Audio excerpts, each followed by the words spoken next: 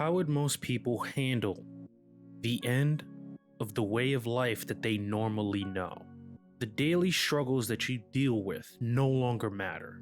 The interactions that you've had with people no longer exist. Friends and loved ones you have met before might become enemies or have died. In some situations, it seems like all hope is lost. But in that instance, hope was activated. And with that, so was I. This is my thoughts on The Division 2.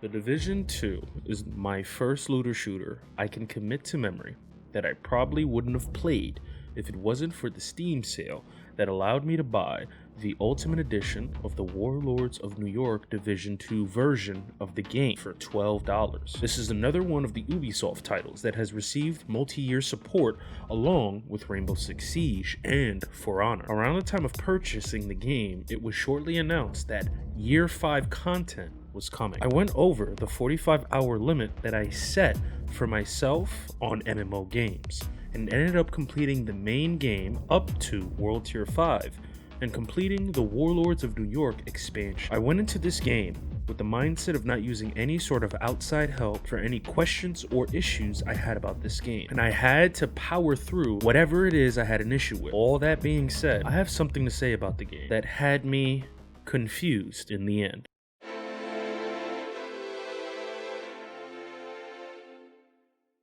I was genuinely bored when it came to the opening of the game.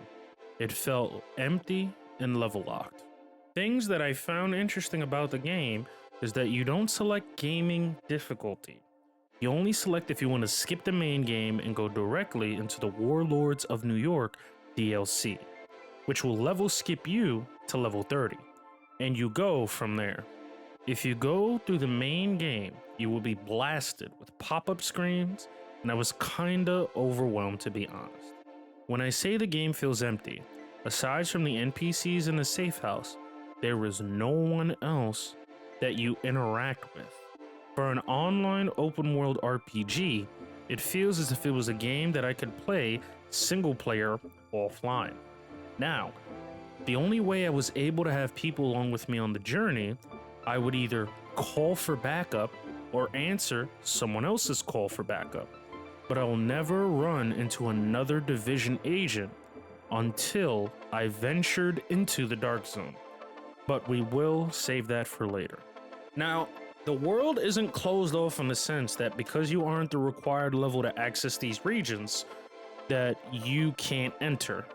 But if you decide to enter and engage with these enemies at a higher level, you will be crushed.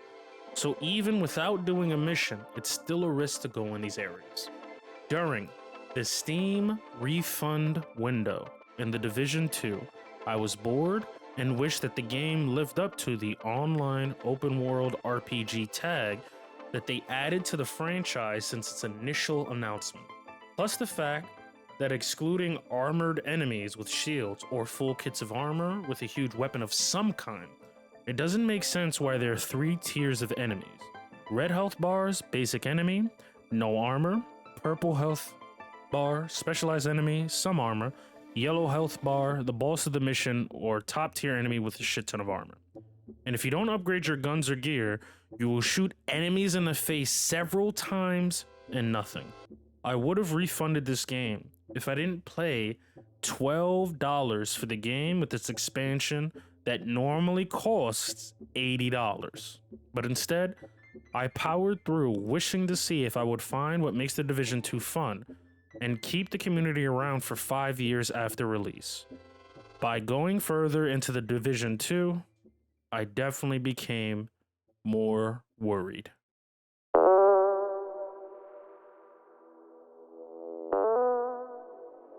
Going beyond the first hour and 45 minutes, there are issues that I had with the game as a new player. Several issues that I had.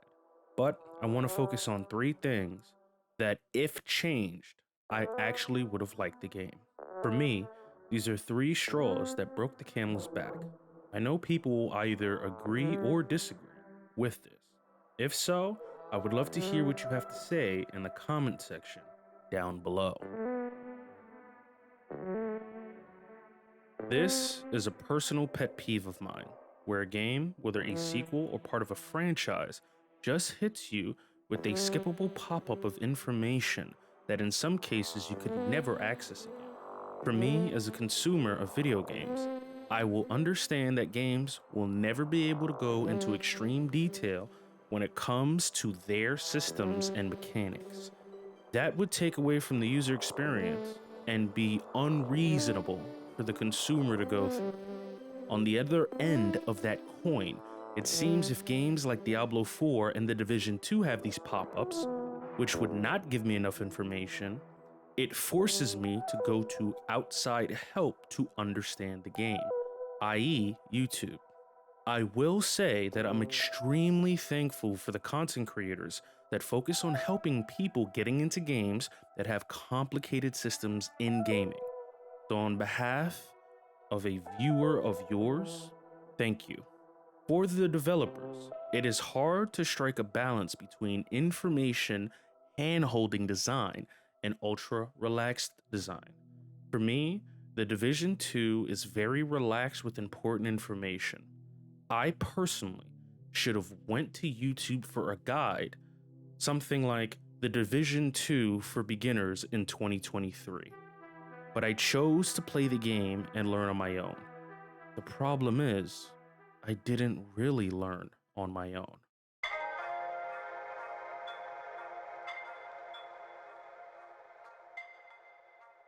My problem is not the Dark Zone experience. It's the fact that the rest of the game isn't like the Dark Zone. Within the Dark Zone, your objective is to find contaminated gear in areas that were hit the hardest with the dollar flu. In there, you will find nothing but enemies, including other human playable agents.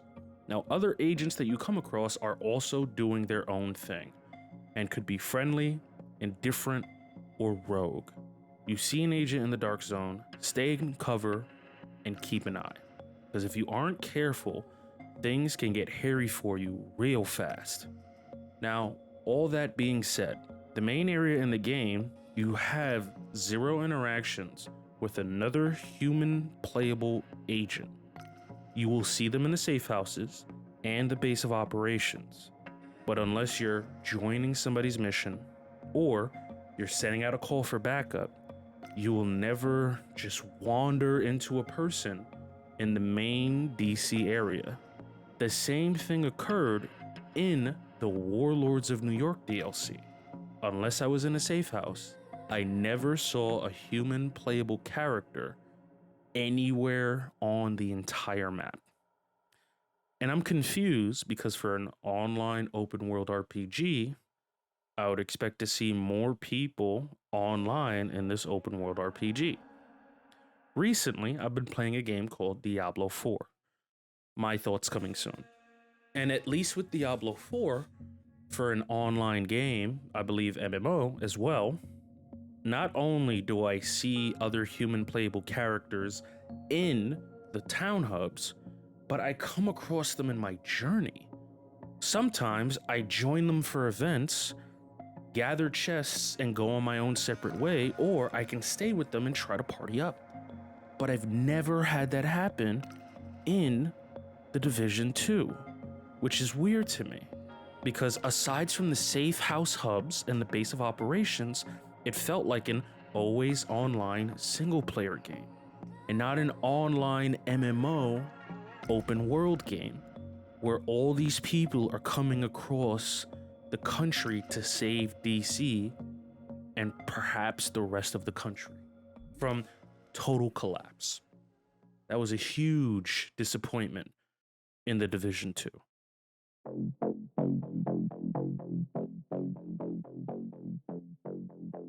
No matter how I feel about a game, there will always be something that I can find enjoyable. Now, these things were not able to change my overall feeling of The Division 2, but they were still enjoyable nonetheless. If you agree or disagree, I would love to see what you have to say in the comments down below. These are the 3 things that I liked about The Division 2.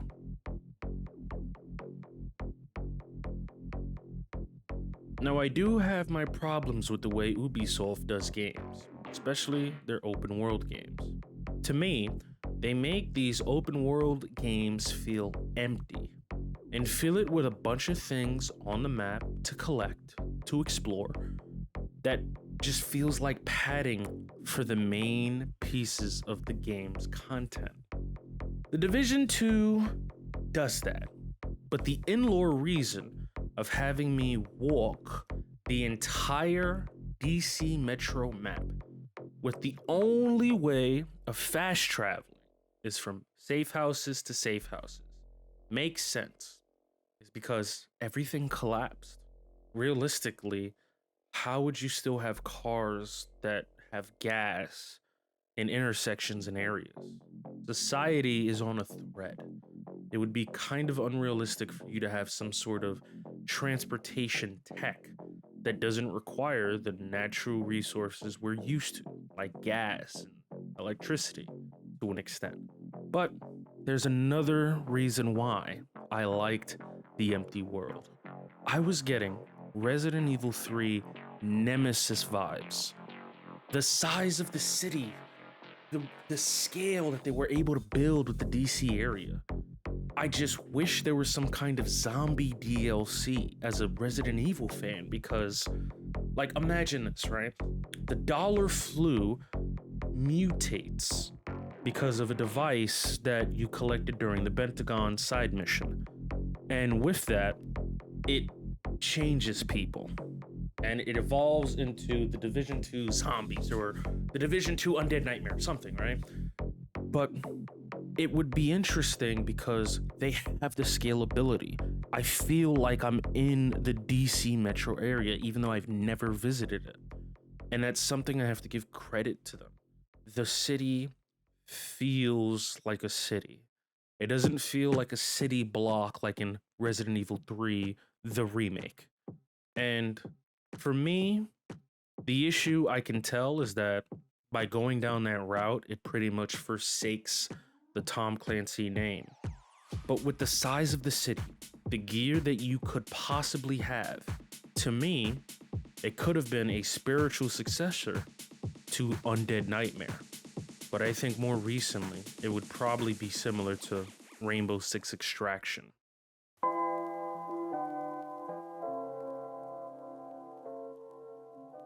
This might be a weird thing to praise games for, but for me, Ubisoft is one of the only companies that can release a game that can end up having multi-year support. Think about it.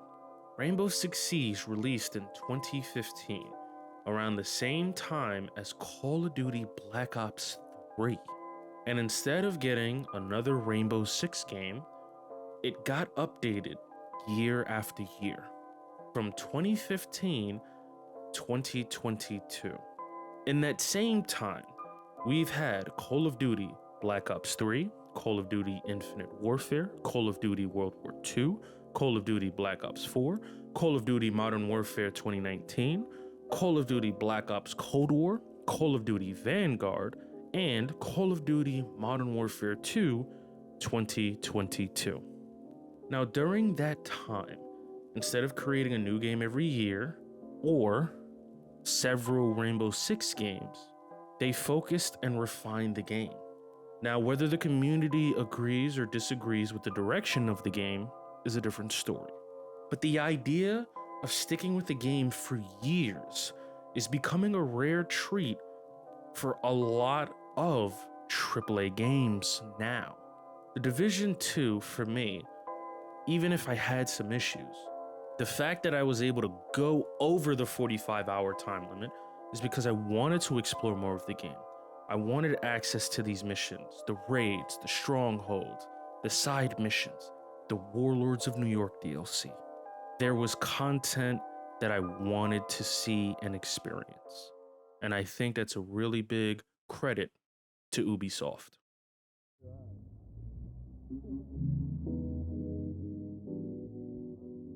The Division 2 is a game that brings a lot of value, especially for being around for 5 years plus. At times, it definitely felt like a drag doing the same thing over and over. And during those times, I definitely wanted to quit the game and not even work on this video. But that Steam sale, the $12 purchase, was the one thing that kept me pushing forward. And I'm glad that I did. The game can be fun, but for a new player like myself, I should have looked online for help understanding the game mechanics. The people online, whether it's YouTube, forums, or anything, were able to give me more information than the game ever could. For anyone who is going to get into the Division 2, look for help online or with your IRL buddies that are already playing the game. I guarantee you, you will understand and more likely enjoy the game when you learn more about it. And I think being hard-headed hurt my experience more than helped. For me, the Division 2 is greater than the sum of its total parts. I definitely had fun playing in the game, but I had fun playing the game in spurts. Now, for the price of $12, the Division 2 Warlords of New York Ultimate Edition is absolutely worth the price. The amount of content that you receive in this game is astronomical. And not only that, Year 5 content is officially out by the time I'm recording this video. But for the price of $80 without a Steam sale, I wouldn't recommend the game. I don't think $80 for the game, especially with the forcing of your hand that you have to go to outside sources, you have to go other places to understand the game instead of within the game itself, I probably wouldn't recommend it at $80. If there's a sweet spot, anywhere between 40 to 20 bucks, if you see it on a Steam sale, I would grab it. Now be aware, because the game came out in 2018, there is no crossplay, even though I had a pop-up that said the game is crossplay between PC and Stadia, which no longer exists. If you're playing it on PC and you have friends on Xbox, you are shit out of luck. Overall, I had fun playing The Division 2, but I hampered my own experience by being too prideful. I would recommend people play The Division 2 if they have it and they haven't played it in a while. For anybody who is thinking about picking it up, I would say wait for a sale. Ladies and gentlemen, that's it for the video. Let me know what you think in the comments down below. Whether or not you like The Division 2, you like Ubisoft games, you like what I had to say in this video. I can't wait to read what you put down below. And finally, I will be reviewing The Division 2, and in the future, I will be giving my thoughts on The Division 1. Thank you so much for coming out today, and please make sure that you're always on point.